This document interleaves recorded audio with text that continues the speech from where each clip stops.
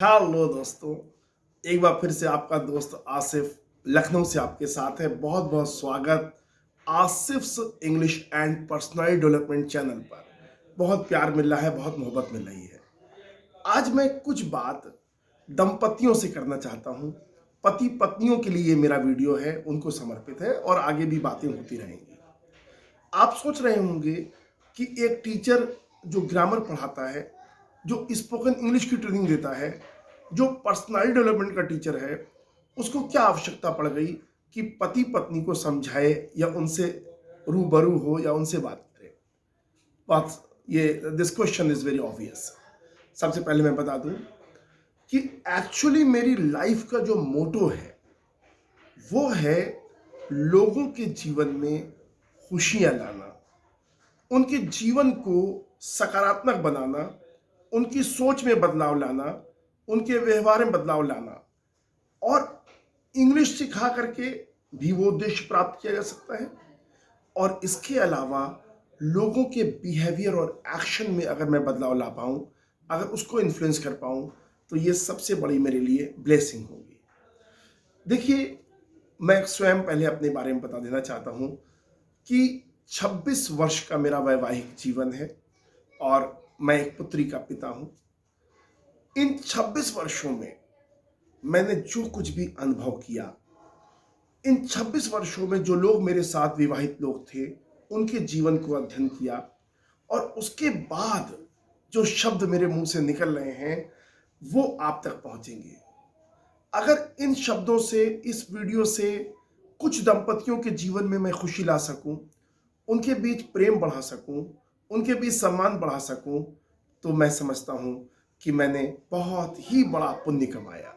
ये पुण्य का मामला है। देखिए भाइयों और बहनों, ये जो विवाह है, मेरे अनुसार ये ईश्वर की दी गई तमाम उपहारों में सबसे मूल्यवान उपहार है। सबसे मूल्यवान। ये सिर्फ दो जीवन के बारे में नहीं है। आप अपने एक चीज मैंने देखा है, जब पति पत्नी के बीच प्रेम होता है तो उस माहौल में जो परवरिश होती है बच्चों की, जो अपब्रिंगिंग होती है, वो बहुत बहुत पॉजिटिव होती है। और जब वो बच्चे बड़े होते हैं तो उनकी पर्सनालिटी भी प्लेजर गिविंग पर्सनालिटी, यानी खुशियां बांटने वाली पर्सनालिटी होती है। लेकिन दुर्भाग्य से अगर उन बच्चों की परवरिश नकारात्मक वातावरण में हो, एक ऐसा वातावरण जहां पति और पत्नी एक दूसरे के सम्मान को ठेस पहुंचाएं, जहां पति और पत्नी ये प्रयास करें कि हम कैसे दूसरे को नीचा दिखाएं, तब फिर उन बच्चों के भविष्य पर बहुत बहुत बुरा प्रभाव पड़ता है। और दुनिया की कोई भी मेडिसिन उस नुकसान से उबरने में इतनी सक्षम नहीं होगी। प्रेम से बड़ा कोई भी निदान नहीं है।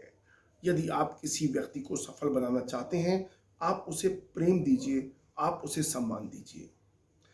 हर दिन महत्वपूर्ण है। आप कभी सोचिएगा आज कि कितने दिन आपने बर्बाद कर दिए एक दूसरे से रूठ कर, कितने दिन आपने बर्बाद कर दिए एक दूसरे का दिल दुखाकर। ये संबंध तो एक दूसरे को स्ट्रेंथ देने वाला है।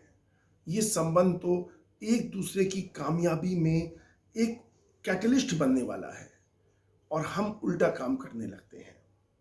दो तीन चीजें मैं आप सबको एडवाइस करना चाहूंगा। सबसे पहली चीज आप जो सीखिए वो सहनशीलता सीखिए। छोटी सी कोई बात सामने से आती है और हम बहुत ज्यादा उग्र हो जाते हैं। हम ये भूल जाते हैं कि हम एक सभ्य व्यक्ति हैं। जिस व्यक्ति ने गुस्से में अपने शब्दों पर नियंत्रण करना नहीं सीखा, याद रखिएगा वो बड़ी से बड़ी समस्या को आमंत्रित कर सकता है।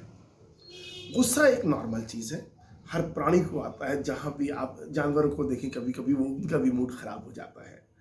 लेकिन how to express your anger, अपने गुस्से को व्यक्त करना, ये सबसे बड़ी कला है।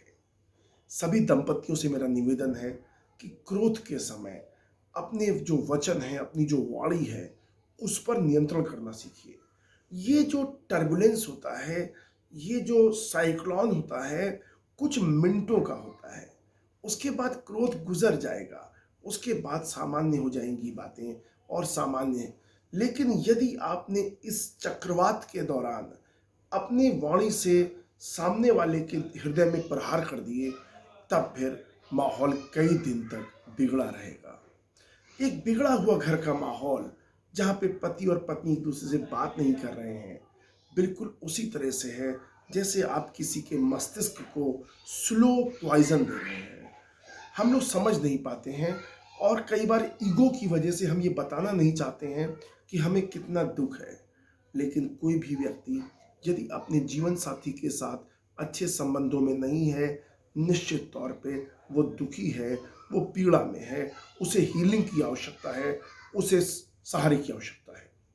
मैं बहुत ज़्यादा बातें नहीं करना चाहता हूँ, लगातार बातें होती रहेंगी और इसी वीडियो को मैं इंग्लिश में भी शूट करूँगा, जो मेरे, क्योंकि बहुत से लोग साउथ के भी ऐसे हैं जो उतने सहज नहीं हैं हिंदी में, इसलिए उनके लिए। इसके अलावा यदि आप ये भी देखना चाहें कि अच्छी इंग्लिश कैसे बोली जाती है, तो उसके इस वीडियो को आप इंग्लिश में भी देख सकते हैं, उससे आपको कई अच्छे शब्द मिलेंगे। मैं फिर से आपसे बात करूंगा और एक रिक्वेस्ट भी करूंगा आप दोनों लोगों से, पति पत्नियों से, दंपतियों से, कि आप मेरे चैनल को ज़रूर देखिए जिसका नाम है Asif's English and personality development, ASIF''S। 550 के लगभग वीडियोस हैं। मैं अपने चैनल का ज़्यादा प्रचार नहीं करता हूं क्योंकि मैं पार्ट टाइम यूट्यूबर हूं, ज़्यादातर पढ़ाने में व्यस्त रहता हूं। ठीक है, तो आप इसको ज़रूर प्लीज़ देखिएगा। अगर आपको मेरा ये वीडियो अच्छा लगे, अपने दोस्तों तक पहुंचाइएगा। इस तरह की अच्छी अच्छी बातें मैं अवश्य करूंगा। हो सकता है कुछ दिनों तक मेरी बात पहुंच जाए, कुछ जीवन में प्रकाश आ जाए, कुछ जगह खुशबू फैल जाए। यही मेरे जीवन का उद्देश्य है। Thank you so much. Channel को अगर सब्सक्राइब नहीं किया है तो ज़रूर कीजिएगा। और इसके बाद मैं तुरंत इंग्लिश में अपनी बात को रखूँगा। अगर आपके पास समय हो तो उसको ज़रूर देखिएगा। Thank you so much. God bless you. Thank you.